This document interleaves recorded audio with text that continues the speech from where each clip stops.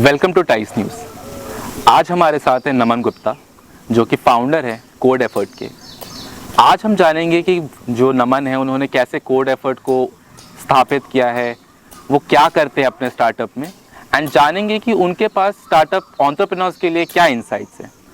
Welcome to the show Naman. Thank you for having me. Thank you. And Naman, मेरा जो पहला सवाल है आपसे वो ये है कि ये जो स्टार्टअप है कोड एफर्ट, इसका आइडिया आपको कब आया एंड क्या आप अचीव करना चाह रहे हैं स्टार्टअप से? जी, तो कोड एफर्ट जो हमारी कंपनी है, ये हमने शुरुआत करी 2018 में, और इसमें हमारा मिशन बहुत ही सिंपल और क्लियर है कि जो सिगरेट पी के जो लोग फेंक देते हैं, तो जो बचता है सिगरेट बड्स, उसको हम इकट्ठा करके उसको रिसाइकल करते हैं, और रिसाइकल करने के बाद उसके बहुत सारे खूबसूरत प्रोडक्ट्स बनाते हैं जिनको हम मार्केट में सेल करते हैं। जैसे आपने बताया कि आप जो है रिसाइकल करते हो सिगरेट जो बड्स होते हैं, ये काफ़ी एक यूनिक आइडिया है एंड आई एम श्योर इसके पीछे काफ़ी ज़्यादा आपको मेहनत लगी होगी। जी, तो क्या आप हमारे व्यूअर्स के लिए बता सकते हैं कि ये जो आइडिया थी ये आपके लिए कब आपके दिमाग में आया, आपको लगा कि रिसाइकल करना चाहिए, एंड इसके पीछे R&D आई एम श्योर बहुत ज़्यादा लगी होगी। तो ये जो प्रोसेस होता है पूरा, ये कैसे होता है? तो जब मैंने ये काम की शुरुआत करी 2018 में, तो क्योंकि हमारे फैमिली में या पर्सनली हम लोग सिगरेट्स नहीं कंज्यूम करते, तो हमें लगता था कि सिगरेट बड कॉटन है और ये नेचुरली डिकम्पोज या मिट्टी में गल के ख़त्म हो जाएगा इवेंचुअली। पर जब इसके ऊपर थोड़ा सा रिसर्च करना शुरू करा, तो ये पाया कि जो सिगरेट बड्स में जो फिल्टर है उसको 10 से 12 साल लगते हैं नेचुरली डिकम्पोज होने में।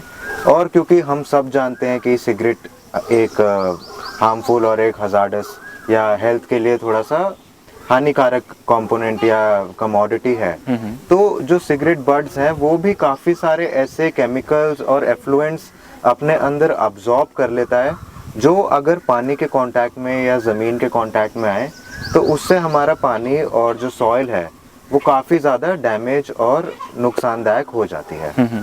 तो यहाँ से हमारी कंपनी की शुरुआत हुई, और हमने रिसर्च करके काफ़ी सारे ट्रायल्स टेस्टिंग के बाद एक ऐसा सोल्यूशन तैयार करा है जिससे हम इन सिगरेट बड्स को 100% यूटिलाइज करके इसको रिसाइकल कर रहे हैं। नमन, जैसे आपका जो नाम है code effort, I am sure कि हमारे जो व्यूअर्स हैं अगर इस नाम को सुनेंगे तो उन्हें ये लगेगा कि शायद ये जो स्टार्टअप है टेक से रिलेटेड है, क्योंकि इसका जो पहला वर्ड है कोड, ये हम टेक्नोलॉजी से रिलेट करते हैं, कोडिंग से रिलेट करते हैं। तो ये जो नाम है कोड एफर्ट, ये आपने क्यों चूज़ करा?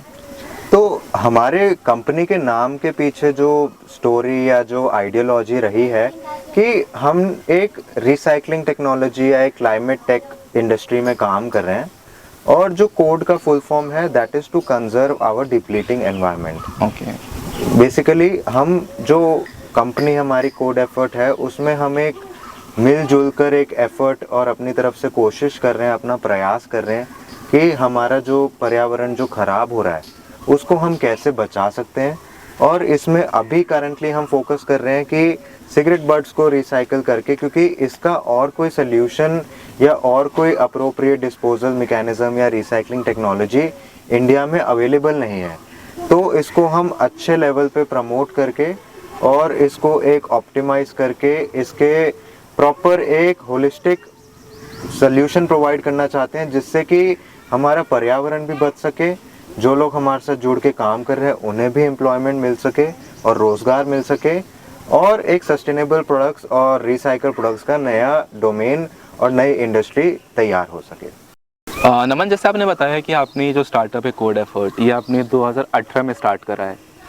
क्या चैलेंजेस फेस करते हैं आप इस स्टार्टअप को रन करने में, एंड मेजर चैलेंज क्या फेस किया आपने जब आपने स्टार्टअप को शुरू किया? तो सबसे बड़ा चैलेंज जो स्टार्टिंग में आया हमें 2018 में, वो था जागरूकता या अवेयरनेस का। क्योंकि जाहिर सी बात है, जैसे हमें ही नहीं पता था कि ये इतना हज़ार्डस या इसका एनवायरनमेंट पे इतना ज़्यादा इम्पैक्ट है, तो बाकी लोगों को भी नहीं पता होगा। तो धीरे धीरे इस चैलेंज को ओवरकम करने के लिए हमने अवेयरनेस क्रिएट करनी शुरू करी। हमने जो सिगरेट की दुकानें हैं वहाँ जाके एक डब्बा लगाना शुरू करा, जिससे कि लोग इस प्रॉब्लम को भी समझें और अपनी तरफ से जो सिगरेट बड्स हैं उनको ज़मीन पे फेंकने की जगह उनको उस प्रॉपर डब्बे में डालना शुरू कर सकें। धीरे उसके बाद जैसे हमने काम शुरू करा तो कोविड आया, तो उस दौरान क्योंकि बिज़नेस थोड़ा सा रिड्यूस हुआ, तो मैं ये मानता हूँ कि उस दौरान जो लोग हमारे साथ जुड़े वो लोग हमारे साथ आज भी जुड़े हुए हैं, तो उनका सपोर्ट रहा।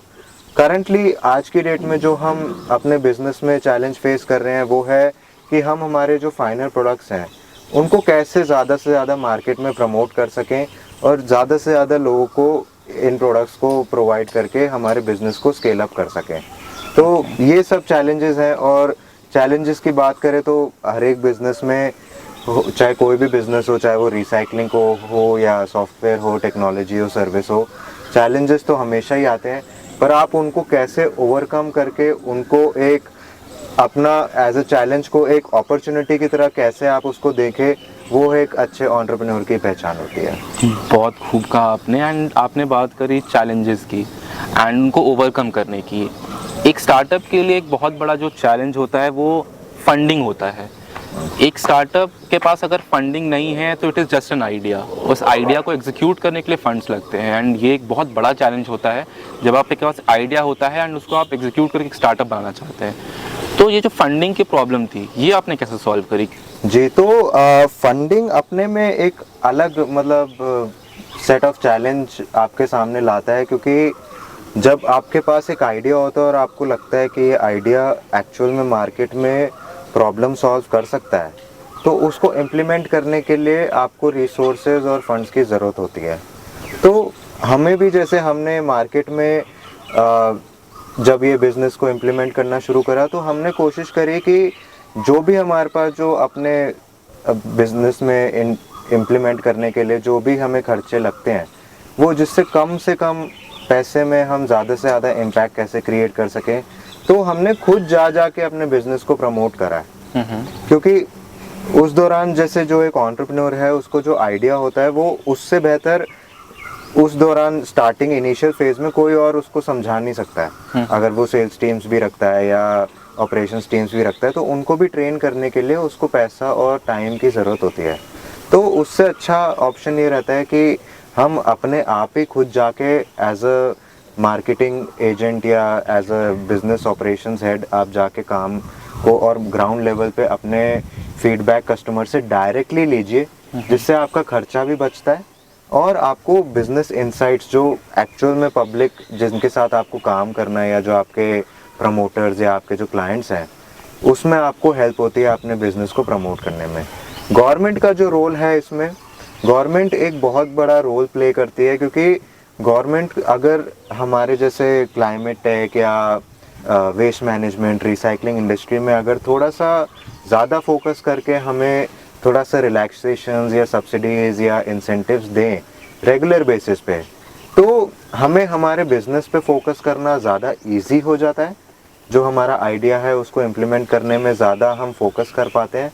और फंड्स का काम, जैसे अगर हमें फंड्स मिलते हैं तो वो रीपेमेंट या उसको एक्सपैंड करके उसको मतलब अच्छे लेवल पे स्केल अप करने में गवर्नमेंट और एक प्राइवेट इंस्टीट्यूट या एज अ स्टार्टअप एक कोलैबोरेटिव वे में काम करना ज़्यादा अच्छे लेवल पे हो सकता है। नमन, जैसे आपने बात करी कि गवर्नमेंट का जो रोल होता है वो काफ़ी इम्पोर्टेंट होता है एंड अगर गवर्नमेंट आपके साथ है, आपके साथ कदम से कदम मिला के चल रही है तो आप बिजनेस पे फोकस कर पाते हैं। जी। तो एज अ स्टार्टअप फाउंडर आपको क्या लगता है कि जो गवर्नमेंट है उनको और किन चीज़ों पे ध्यान देने की ज़रूरत है सो दैट आपके जैसे जो स्टार्टअप्स हैं जो कि वेस्ट मैनेजमेंट पे काम करना चाह रहे हैं, रिसाइकल चीज़ें बनाना चाह रहे हैं, आप इस चीज़ों पे ध्यान दें और जो गवर्नमेंट है वो बाकी सारी एस्पेक्ट्स का ध्यान रखे? गवर्नमेंट का मैं मानता हूँ कि बहुत इम्पोर्टेंट रोल है। और जैसे जो वेस्ट मैनेजमेंट या रिसाइकलिंग इंडस्ट्री में काम करते हैं तो गवर्नमेंट 2-3 तरीके से बहुत अच्छा अपना रोल और हमारी हेल्प कर सकती है।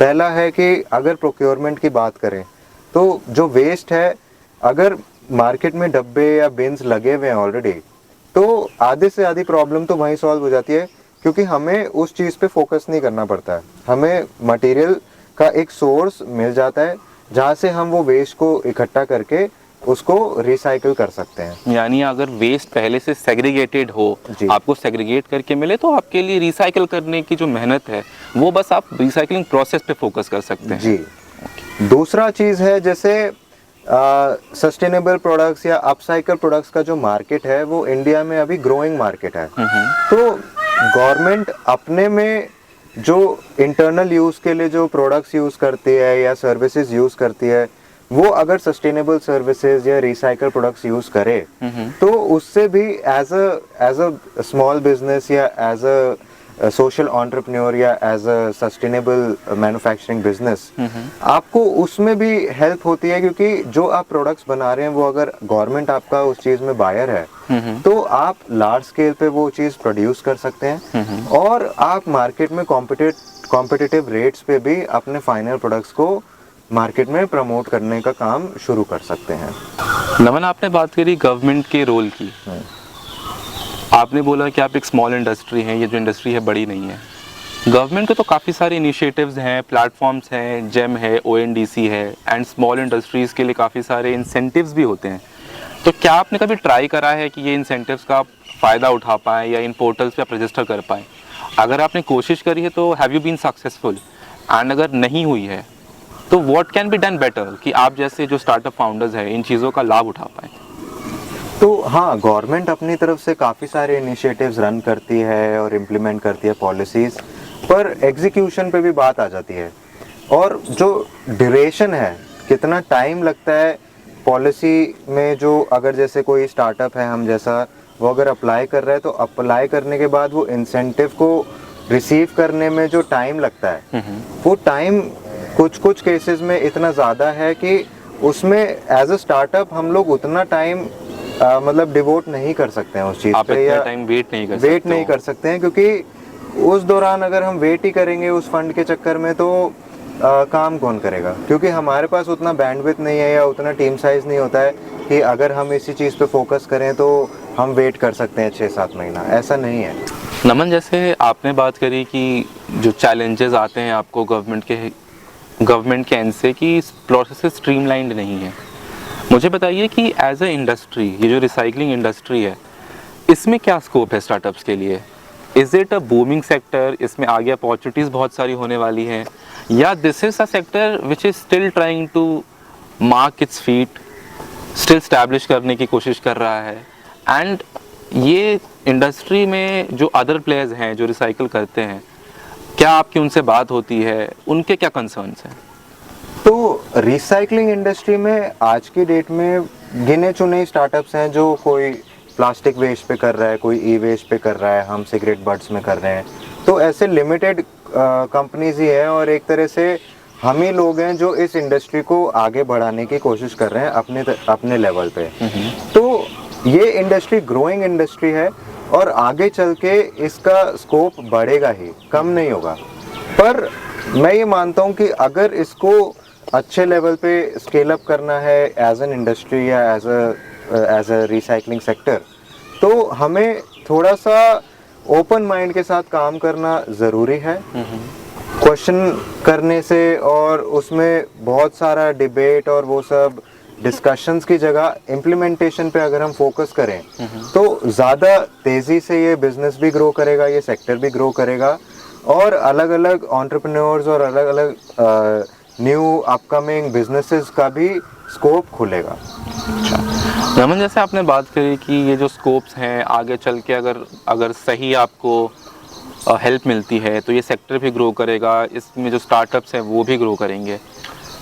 आपका जो स्टार्टअप है 2018 में स्टार्ट हुआ था, उसकी ग्रोथ ट्रैजेक्टरी अभी तक कैसी रही है? क्या आप रेवेन्यू जनरेट कर पा रहे हैं? अच्छा, जब आपने स्टार्ट करा था तब आपका जो रेवेन्यू था और अभी का जो रेवेन्यू है वो कैसा रहा है? स्टार्टिंग में आप कितने लोगों को एम्प्लॉय कर पाते थे एंड अभी आप कितना एम्प्लॉयमेंट जनरेट कर रहे हैं?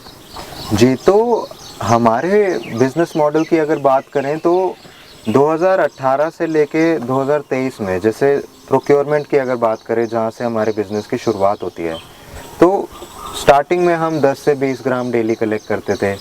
आज हम 1000-1500 केजी पर डे कलेक्ट करते हैं। तो ये इस लेवल यहाँ मतलब ज़ीरो से माइनस ही कह लो, कुछ नहीं था और आज की डेट में हम काफ़ी लेवल पे प्रोक्योर कर पा रहे हैं।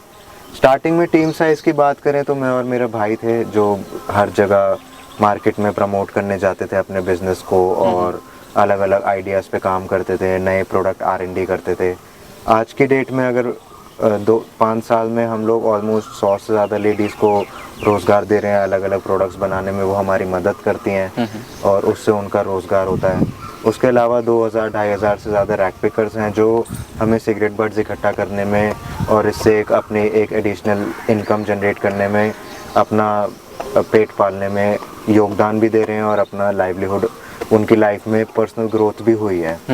प्लस इसके अलावा बात करें तो revenues as a company starting के 1-2 साल, क्योंकि हम लोगों ने कोई प्रोडक्ट्स वगैरह मार्केट में नहीं सेल करे, तो तब हमारे थोड़े से लॉसेस और हमने बिजनेस को ग्रो करने में अपना पैसा इन्वेस्ट करा है। लास्ट फाइनेंशियल ईयर हम लोगों ने, अगर फाइनेंशियल ईयर 22-23 की बात करें तो वो हम ब्रेक इवन पे हैं। तो हम अपने बिजनेस को रेवेन्यू वाइज भी 0 से आज की डेट में 10x 20x पे हम ग्रो कर रहे हैं। तो जैसे जैसे हम आगे मार्केट में नए प्रोडक्ट्स लॉन्च कर रहे हैं और अपने प्रोडक्ट्स को मार्केट में इंट्रोड्यूस करके जैसे जैसे हम हमारा कस्टमर बेस बढ़ा रहे हैं, तो हमारा बिजनेस ग्रोथ ही देख रहा है। पर इस ग्रोथ को मेंटेन करने के लिए हमें सिर्फ और सिर्फ ज़रूरत है पब्लिक सपोर्ट की, गवर्नमेंट सपोर्ट की और एक ओपन माइंड की, कि सस्टेनेबल प्रोडक्ट्स और रिसाइकल प्रोडक्ट्स को आप यूज़ करें, जिससे कि हमारे एनवायरनमेंट को भी फ़ायदा हो, हमारे सोशल सेक्टर, हमारे रूरल वुमेन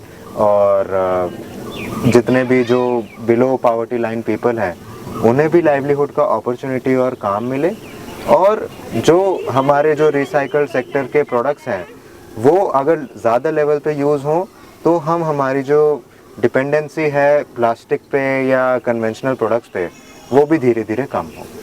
तो आपका ये जो स्टार्टअप है जैसे जैसे ग्रो करेगा वैसे वैसे एनवायरनमेंट भी सेफ होते जाएगी, उसे भी फ़ायदा पहुंचेगा। हाँ। नमन, हमने बात करी आपके स्टार्टअप के बारे में, आपकी स्टार्टअप जर्नी के बारे में। प्लीज शेड लाइट, आपका क्या बैकग्राउंड है, आप कहाँ से हैं, आपकी पढ़ाई क्या हुई है, एंड ये जो स्टार्टअप है क्यों आपने स्टार्टअप स्टार्ट किया?